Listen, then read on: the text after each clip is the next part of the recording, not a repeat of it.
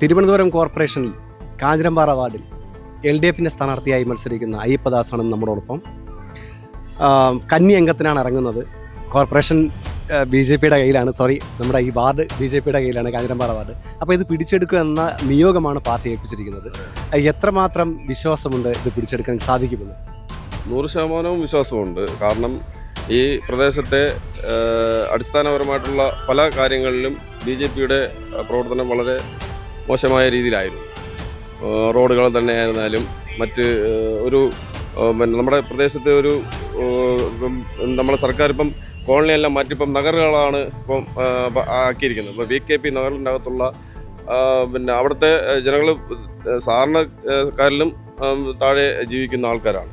അപ്പോൾ അവരുടെയൊക്കെ ജീവിത സാഹചര്യങ്ങളിൽ നിന്നും ഈ ഇപ്പോഴത്തെ വാർഡ് കൗൺസിലർ ഇടപെടാതിരിക്കുകയും അവിടെ അടിസ്ഥാന സൗകര്യങ്ങൾ ചെയ്തു കൊടുക്കാതിരിക്കുകയും ചെയ്യുന്ന ഒരു അവസ്ഥയിലാണ് ഇപ്പോൾ മുന്നോട്ട് പോയിക്കൊണ്ടിരിക്കുന്നത്. അതിൽ നിന്നെല്ലാം മാറ്റം വരണം. പിന്നെ എന്നെ സംബന്ധിച്ചിടത്തോളം ഞാനിവിടെ വർഷങ്ങളായി ഇവിടുത്തെ പാർട്ടിയുടെ ബ്രാഞ്ച് സെക്രട്ടറി ആയിരുന്നു, DYFIയുടെ യൂണിറ്റ് സെക്രട്ടറി ആയിരുന്നു, വട്ടിയൂർക്കാവ് DYFIയുടെ ഭാരവാഹി ആയിരുന്നു. ആ ലെവലിലൊക്കെ ഞാൻ ഇവിടുത്തെ ജനങ്ങളുമായിട്ട് അത്രത്തോളം നമ്മുടെ പ്രവർത്തനത്തിലായിരുന്നാലും അല്ലാതെയുള്ള ഇപ്പോൾ കോവിഡ് സമയത്തൊക്കെ ആയിരുന്നാലും നമ്മളൊക്കെ ഇവിടെ ആ DYFIയും പാർട്ടി മാത്രമേ ഉണ്ടായിരുന്നു. ആ കോവിഡ് സമയത്തൊക്കെ ഇവിടുത്തെ ആൾക്കാരുടെ ദൈനംദിനം ഉള്ള ഇതിനുള്ള ആഹാരത്തിനായിരുന്നാലും എല്ലാം കൊടുക്കുന്നതിനുള്ള പ്രവർത്തനങ്ങളെല്ലാം DYFIയുടെ നേതൃത്വത്തിലും പാർട്ടിയുടെ നേതൃത്വത്തിലാണ് ഇവിടെ ചെയ്തത്. അപ്പോൾ ഞാനും അതിലൊക്കെ പങ്കാളിയായിരുന്നു. അപ്പോൾ അതുകൊണ്ട് തന്നെ ഇവിടുത്തെ ജനങ്ങൾക്ക് പൂർണ്ണമായും എന്നെ അറിയാം, ഞാൻ എങ്ങനെയാണ് എന്നുള്ളതും അവരുടെ മുമ്പിലൊരു തുറന്ന പ്രശ്നം. ഞാൻ ഈ ഒരു ഇലക്ഷൻ നിൽക്കുന്നതിൻ്റെ ഭാഗമായിട്ട് ആൾക്കാരോട് ചിരിക്കുന്ന ഒരാളല്ല ഞാൻ, അല്ലെങ്കിലും അങ്ങനെയായിരുന്നു. അത് നിങ്ങൾക്ക് ആരുടെ വേണമെങ്കിലും ചോദിക്കാം. ജംഗ്ഷനിൽ ഇറങ്ങിയിട്ട് അയ്യപ്പനെ കുറിച്ചൊരു വാക്ക് പറയാൻ പറഞ്ഞു കഴിഞ്ഞാൽ ആ രീതിയിൽ അവർ പറയുള്ളൂ.